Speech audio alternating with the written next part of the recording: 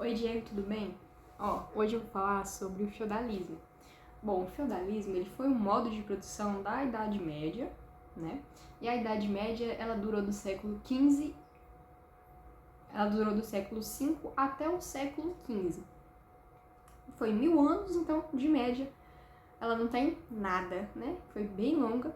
E a gente pode dividir a Idade Média entre Alta Idade Média e Baixa Idade Média. A Alta Idade Média é do século VIII ao século X e a Baixa Idade Média do século XI ao século XV.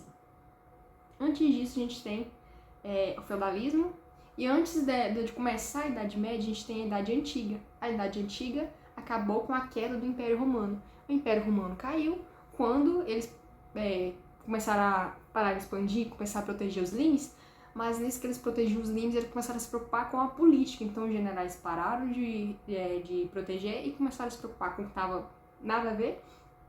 E nisso que eles pararam de se preocupar com isso, vieram os povos germânicos, invadiram Roma, acabaram com tudo que tinha, que invadiram os territórios, começaram ali a colonizar, se é assim que podemos dizer, essa terra.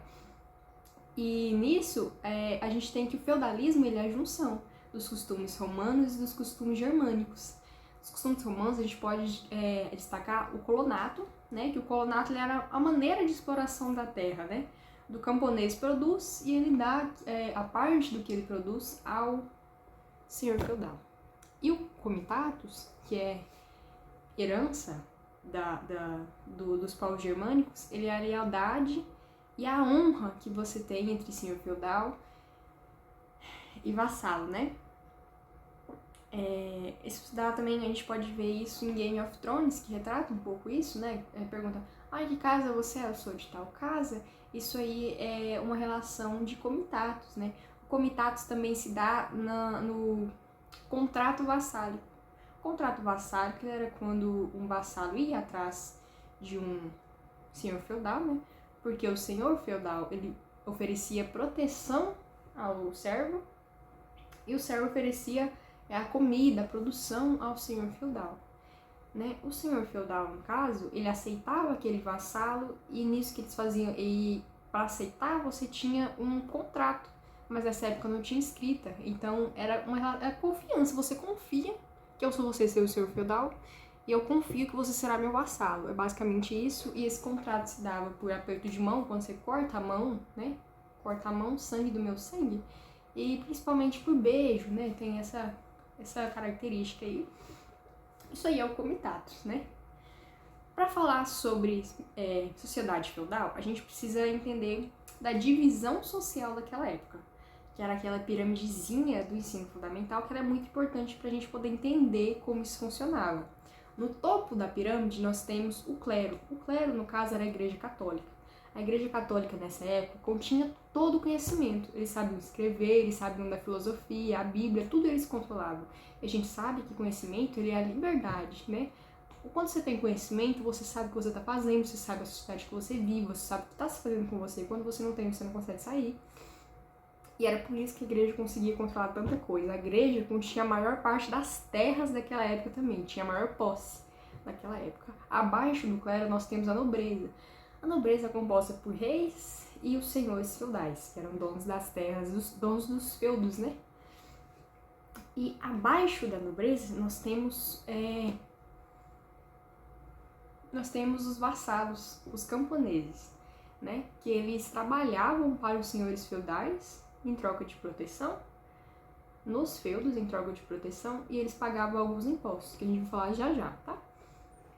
E é importante também a gente entender que os vassalos, os camponeses, eles eram as classes oprimidas, né? Eles são as castas oprimidas dessa época.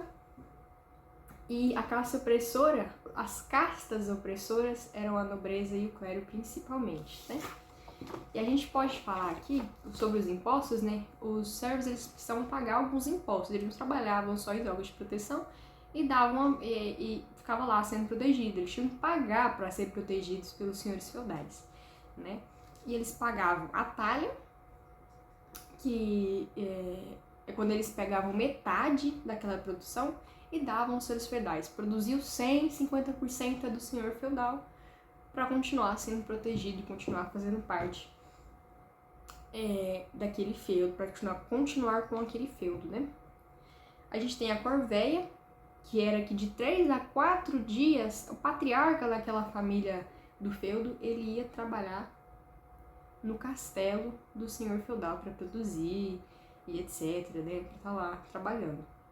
Costumava ser o patriarca, que foi com quem foi feito o contrato vassálico, tá? Temos também a banalidade, que é quando... A banalidade é quando o senhor feudal, ele cobra para o vassalo usar as ferramentas dele. As ferramentas vão de arado a moinho, tá? Então você tem que pagar. O pagar dessa época é sempre com produção de alimentos, do que eles produziam ali naquele feudo, naquela terra. Porque o sistema tributário praticamente desapareceu juntamente com a escrita, tá? É bem importante essa parte. A gente tem também o imposto da mão morta. Mão morta é quando um vassalo, um camponês, ele morre, né, que seria o patriarca dessa família, ele morre, e aí a família precisa fazer um novo contrato vassálico. E nesse novo contrato vassálico, eles pagam também, né? Eles também pagam. Outro ponto muito importante é falar sobre como essa sociedade feudal era dividida, né? Ela era dividida em castas, né? Como eu disse anteriormente, a sociedade ela é em castas, e castas que é diferente de classe, você não consegue sair de uma classe e ir para outra. Na verdade, você consegue sim sair de uma classe e ir para outra, mas você não consegue sair de uma casta e ir para outra. Isso não é possível. Você nasce servo, você morre servo. Seus filhos serão servos. Se eu sou servo e eu quero me envolver com um nobre, esse nobre ele vai ser servo junto comigo. Eu não vou ser nobre nunca, né? É muito interessante isso daí.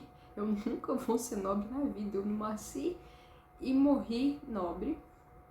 Isso nos gera um termo muito importante para o feudalismo, que é a imobilidade social. Você não consegue sair da sua casta social de forma alguma.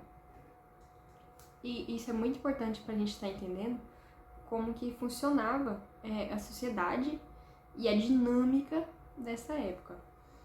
E olha só, quando um senhor feudal ele ele contrata um novo vassalo, eles fazem uma grande festa para o senhor feudal, porque ele conseguiu mais alguém para trabalhar para ele, né? Outra coisa é que o senhor feudal, o suzerano, ele tinha total poder sobre o vassalo, sobre o camponês, né? E muito interessante, a gente pode visualizar isso, que a primeira noite da noiva no casamento com o senhor feudal, né?